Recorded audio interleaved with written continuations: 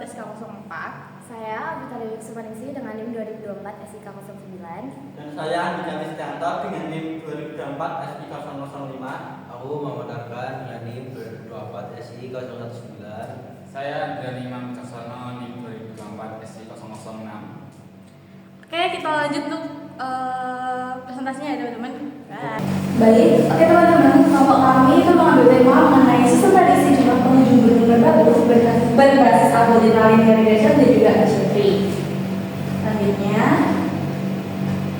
mengenai latar belakang, Gunung Merbabu adalah salah satu lokasi wisata alam terfavorit di Jawa Tengah dengan jumlah pengunjung yang terus bertambah dan juga perkiraan jumlah pengunjung yang tidak akurat dapat menyebabkan berbagai permasalahan seperti kapasitas berlebih, kerusakan lingkungan, serta kesulitan dalam pencernaan fasilitas, sumber daya manusia, dan juga logistik.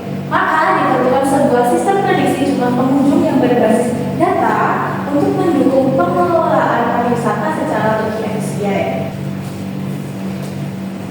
Oke, next tujuan penelitian. Berdasarkan latar belakang penelitian, rumusan masalah penelitian ini meliputi pembangunan sistem prediksi jumlah pengunjung Gunung Merbabu menggunakan algoritma linear regression berganda dan Gaussian tree.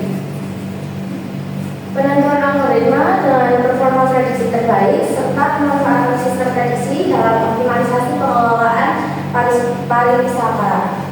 Adapun tujuan penelitian ini adalah mengembangkan serta membandingkan sistem prediksi jumlah pengunjung Gunung Merbabu menggunakan algoritma linear regression dan Gaussian tree sebagai dasar dalam pengambilan keputusan pengelolaan pariwisata. Selanjutnya kita ke metode penelitian.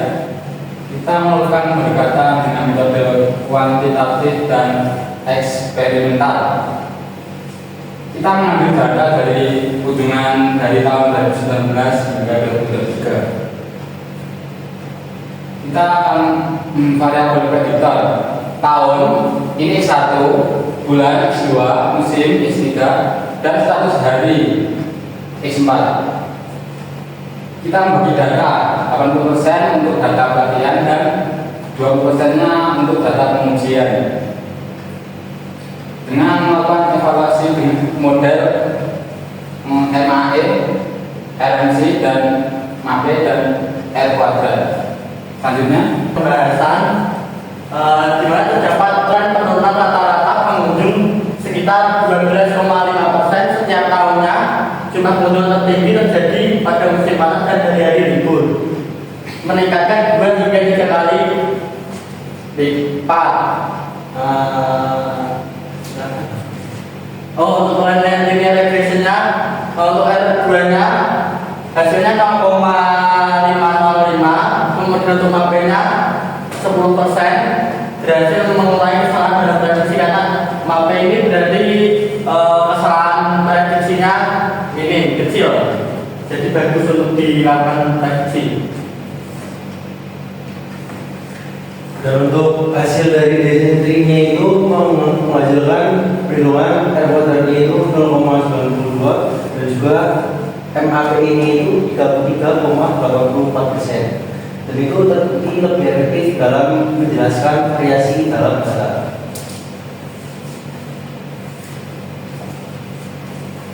Untuk kesimpulan, sistem prediksi telah berhasil dirancang dan dapat mendukung pengelolaan pariwisata di Gunung Merbabu. Gaussian tree lebih unggul dalam menjelaskan pengelolaan data, sementara linear regression lebih konsisten dalam mengurangi kesalahan prediksinya. Sistem prediksi ini memiliki potensi untuk membantu dalam perencanaan kapasitas, penjadwalan petugas, pengadaan logistik, dan strategi pemasarannya. Oke, nanti setelah ini kita tunjukkan datanya. Silakan Mas Andre.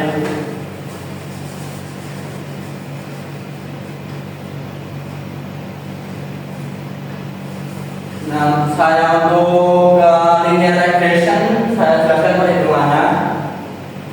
Linear regression ini kita menggunakan metode linear regression berganda.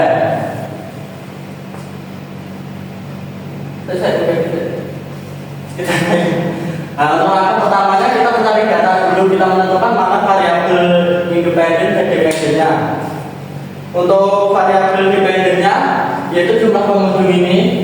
Kemudian untuk variabel independennya kita menggunakan tahun, bulan, musim, dan libur. Yang dimana musim dan libur ini kita rubah atau hari namanya karena kita rubah menjadi numeric.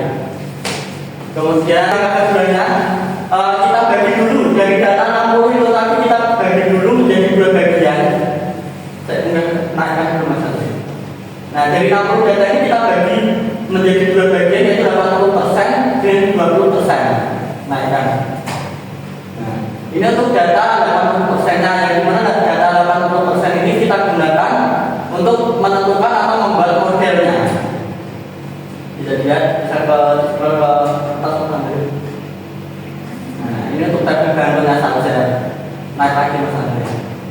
Nah, berikutnya ini untuk perhitungan pertama kita tentukan matriksnya dulu atau persamaan regresinya dengan rumus ini, rumus tentukan matriks yang dimana n kita tentukan n adalah jumlah dari keseluruhan data yaitu 48 karena kita bagi 80 bagi 80%. Kemudian total sigma x1 atau total keseluruhan x1, kemudian ada x2, x3 dan seterusnya mengikuti rumus yang sudah ditentukan. Kemudian agak sebelah ke atas Mas Andri.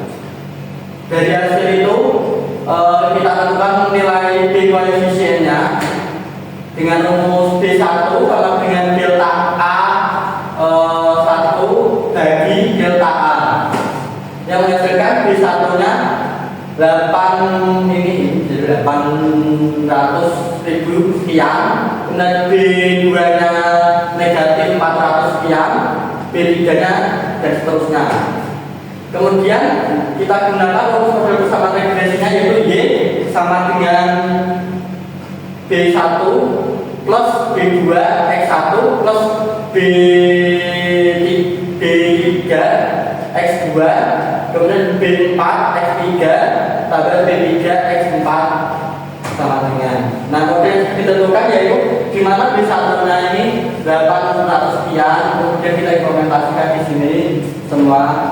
Nah setelah model ditemukan, kita lakukan uji evaluasi menggunakan data keduanya yang sudah yang 20% tadi.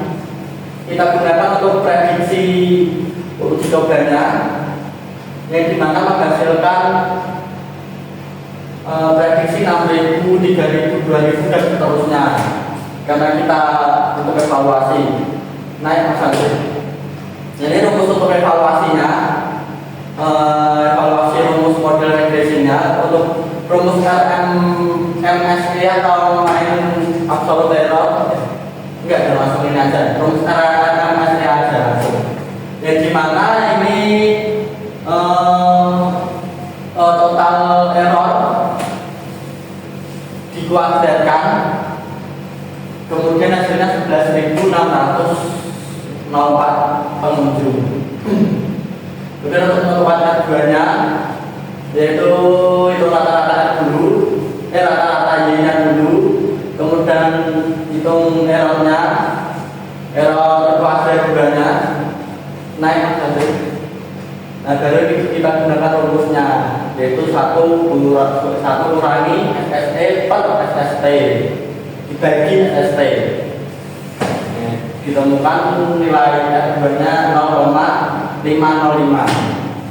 Untuk HP-nya ini rumusnya Y aktual kurangi Y prediction dikalikan 100% untuk dibagi Y aktual lagi. Hasilnya nanti ini 10%.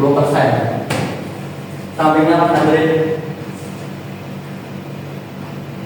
Untuk rumus main absolute errornya yaitu Y prediction, Y aktual dikurangi Y prediction terus dibagi jumlah datanya. Nanti hasilnya 966 pengunjung. 9.660 pengunjung. Kemudian atasnya Mas Andri. Jika sudah kita turunkan dulu Mas Andri.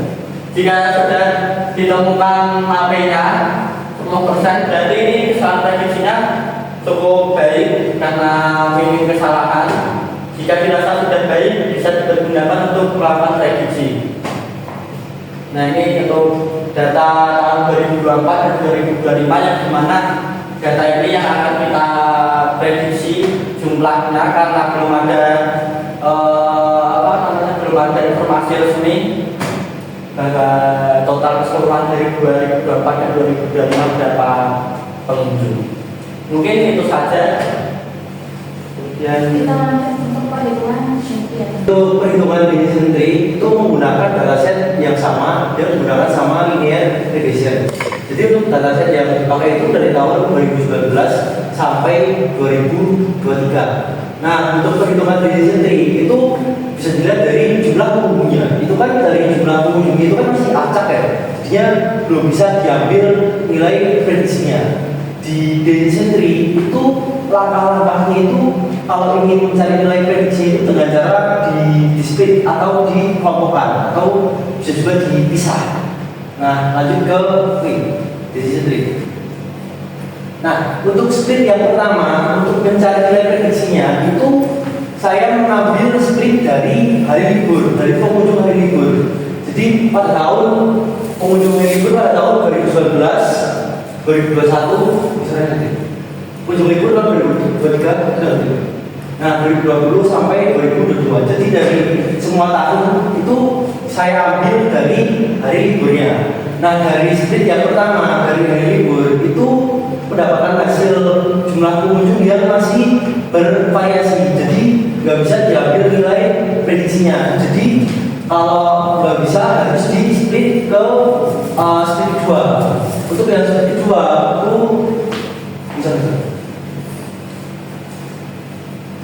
Nah, untuk yang split 2 setelah mengambil split dari hari libur itu saya mengambil split hari libur dan juga bulan.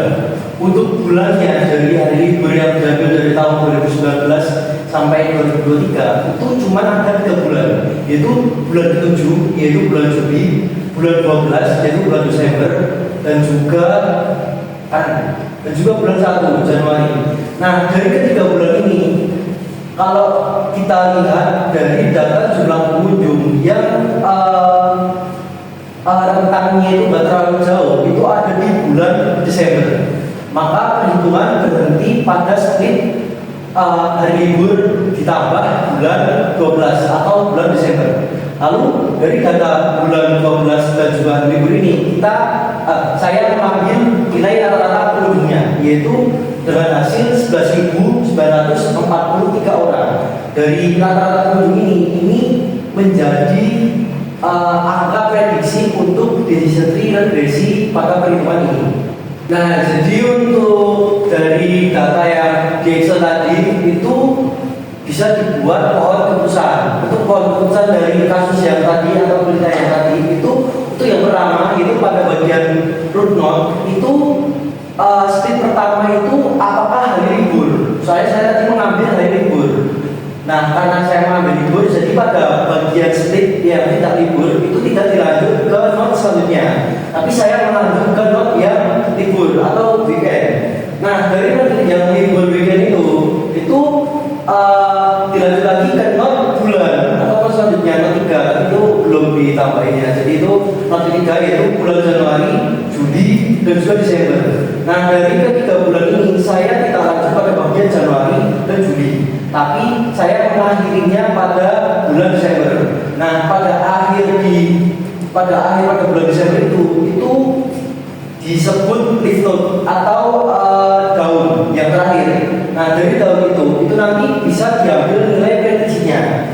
Nah, makanya itu leaf node itu sebagai nilai prediksinya yang diambilnya itu dengan cara mencari nilai rata-ratanya. Habis itu perhitungannya.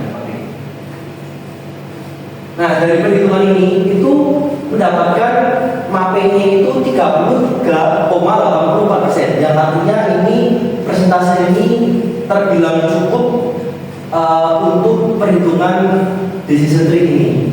Nah, begitulah teman-teman pemaparan dari kelompok kami. Sebelum kita tutup, ada yang mau ngasih pantun atau kata-kata khusus hari ini? Saya dikasih. Berarti kan betul-betul Terima kasih.